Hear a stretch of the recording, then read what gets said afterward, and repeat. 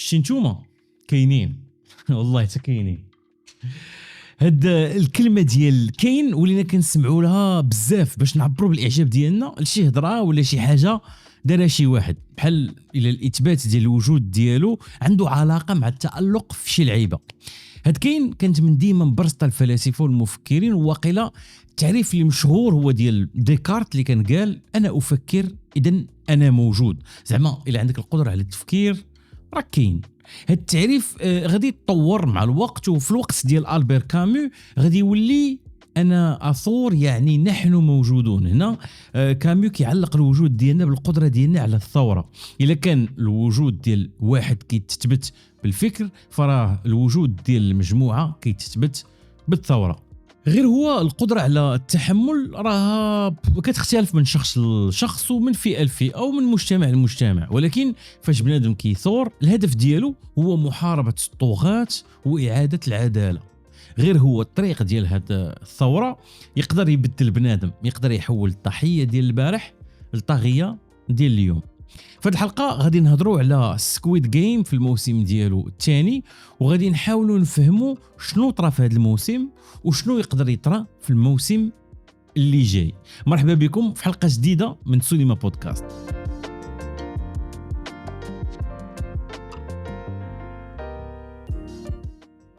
هذه الحلقه كتدخل في تفاصيل اللي تقدر تحرق لكم القصه، اذا اللي ما تفرجوش يمشيو يتفرجوه عادي يرجعوا. جيهان الفائز ديال الموسم الاول غادي يقرر في الباب ديال الطياره اللي كانت غادي تديه الامريكان باش يشوف بنته انه يدير مارشاريير حالف تيدمر اللعبه. هذا القرار غادي يحولوا من ضحيه كان كيقلب على انه يهرب لثائر كيقلب على العداله واعاده الكرامه ديال الناس. ومن بعد بحث طويل غادي يتمكن انه يقنع الفرونت مان باش يعاود يدخل اللعبه باش يحاول يدمرها من الداخل. كي الموسم الاول اللي كان فيه الرقم واحد ماشي مشارك عادي، ولكن هو إلنام العقل المدبر ديال الجيم. كيف الموسم الثاني الرقم واحد غادي يكون هو الفرونت مان هوانغ إن هو. الفرق الوحيد هو اننا كمشاهدين هاد المره عارفين التقوليبه من الاول، على عكس ديال جيهان اللي ما فراسو والو. هذا التغيير في المعلومات اللي عندنا كمتفرجين غادي تخلينا نعيشوا المغامرات ديال رقم 456 بطريقه اخرى، وتفتح لنا المجال باش نحلوا اكثر الشخصيه ديال جيهان وديال هوانغ إن هو. انا الصراحه وخف هذا الموسم تزادوا بزاف ديال الشخصيات، لا من ناحيه ديال المشاركين ولا المنظمين وحتى الحراس، ولكن العلاقه ديال الفرونت مان ورقم 456 هي اللي برسطاتني واحتكرات الاهتمام ديالي. في هذه الحلقه غادي نحاول نديروا واحد الدراسه معمقه لهذه العلاقه، وغادي نبداو من نقطه البدايه واللي هي اللقطه ديال الليموزين اللي غادي يتلاقى فيها جيهان مع الفرونت مان. هذه اللقطه بالنسبه لي كتلعب دور ديال التقديم ديال جوج ديال الشخصيات من ناحيه ديال الاعتقادات ديالهم والبوصله الاخلاقيه ديالهم، وفي نفس الوقت كتبين لنا شنو هما الاهداف ديال كل واحد فيهم. هذه مش اول مره كيتلاقاو بجوج في هذا الليموزين. في الموسم الاول ومن بعد ما ربح جيهان كيوصلوا الفرونت مان في هذيك الليموزين نيت، وكتكون بيناتهم واحد المذاكره. جيهان كيكون باغي يفهم كيفاش وعلاش كيديروا هذا الشيء. الجواب كان بالمقارنه ديالو مع العودان ديال تيرسي، كيف ما هو كيقمر على الخيل هما كيقمروا على بنادم. المره الثانيه اللي غادي يتلاقاو في الموسم الثاني غادي تكون الفرصه باش يكملوا هضرتهم وخصوصا يعبروا على الاهداف ديالهم.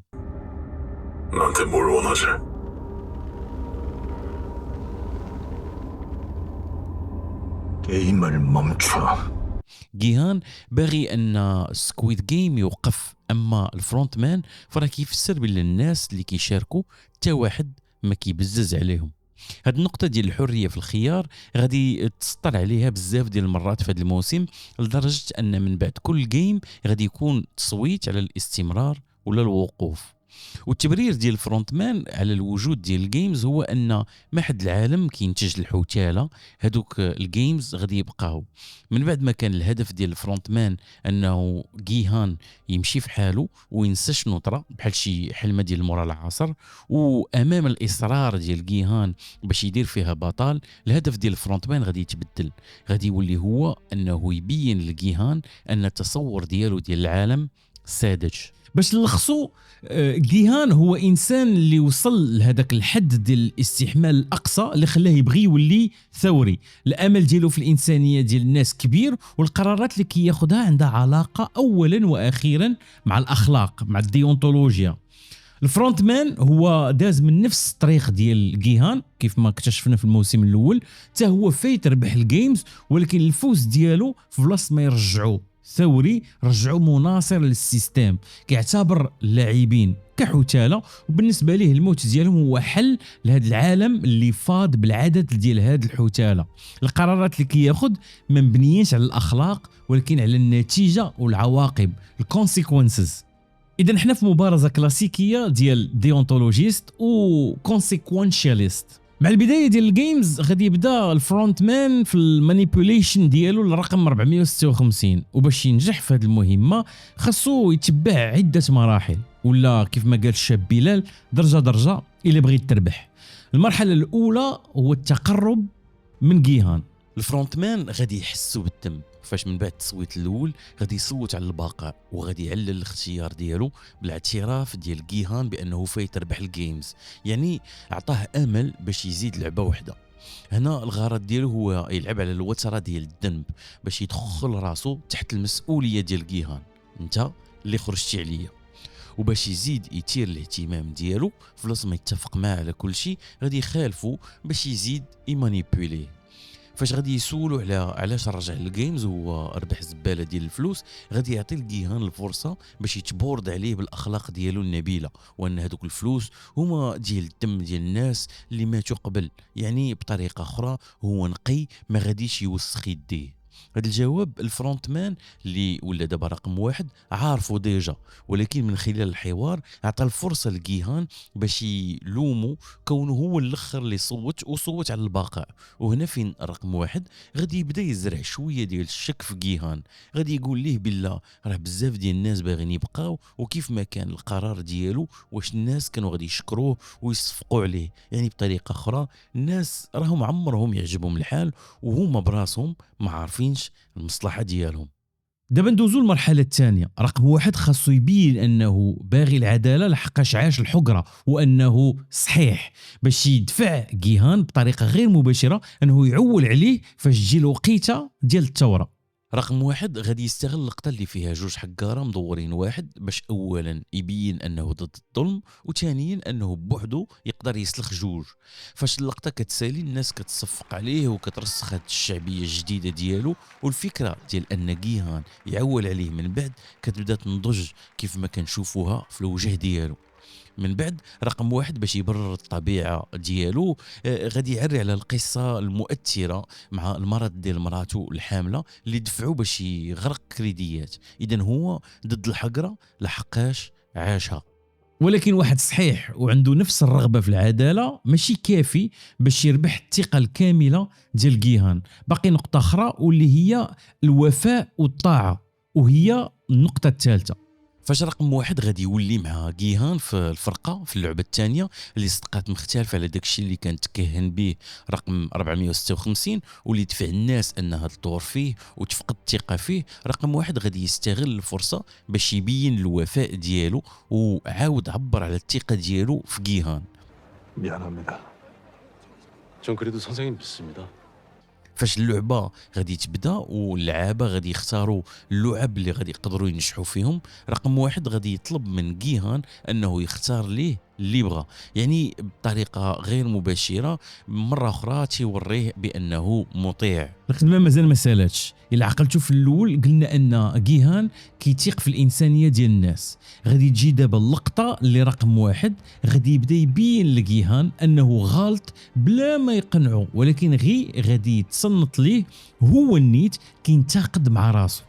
في اللقطه ديال الليله الاولى اللي تقدر تنوض فيها القتيله والفوضى، جيهان غادي يوجد صحابه باش يشدوا العصا. يعني هنا كيبان ان جيهان هذيك الثقه في الانسانيه ديال الناس ما مقتنعش بها.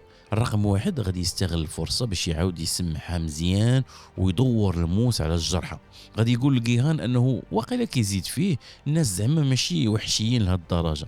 وهنا جيهان غادي تطلق عليه ويقول ليه ان الفلوس كتبدل البنادم وترجعهم وحوش.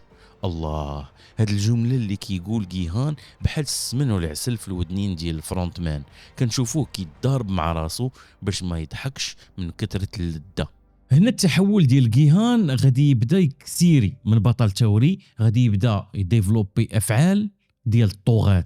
اول حاجه غادي يبغي يتحكم في التصويت، كيحسب شكون كيصوت للبقاء وشكون كيصوت للمغادره، وفاش غادي يبان ليه انهم غادي يخسروا الاستفتاء غادي يبغي ياثر على الناس واخا بالقوه. رقم واحد، كيتدخل باش يقنعوا انهم خاصهم يثيقوا في الناس اللي غادي يعرفوا مصلحتهم ويقنعوا بالرباح اللي يجمعوا ويمشيوا في حالاتهم. تصوروا معايا، عقلتوا في الاول قلنا ان جيهان هو اللي نورمالمون كياخذ القرارات ديالو بديونتولوجيا، في هذه الحاله لحقاش التصويت ما غاديش يمشي جهته، بغى يتدخل باش يغير واخا بالاستعمال ديال القوه. كيعتبر ان الناس ما غاديش يختاروا مصلحتهم وانهم غير مسؤولين، داكشي علاش خاص تستعمل العنف من اجل مصلحتهم. هذا من اشهر المبررات ديال الطغاة. الشعب ما كيعرفش، حنا اللي كنعرفوا.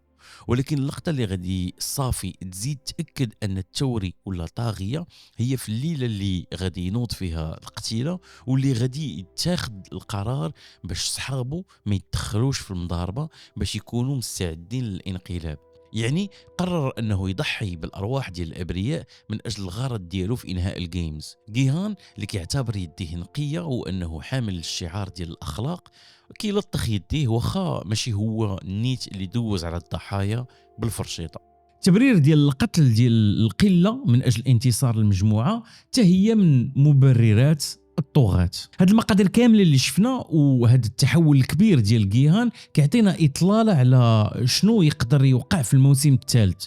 بالنسبه ليا الفرونت مان قرر انه يدخل الجيمز باش يوصل جيهان لهاد النقطه ديال اللا عوده، انه يعرف بالحقيقه ديالو كثوري غادي يولي طاغيه. ومن بعد ما جيهان غادي يفقد الامل غادي يبدا يتولد عنده الحقد ضد هاد الفئه ديال المجتمع اللي ما عارفاش مصلحتها، اللي تعطاتها الفرصه باش تقرر الخروج من هاد الموت المؤكده وما عرفتش تختاروا.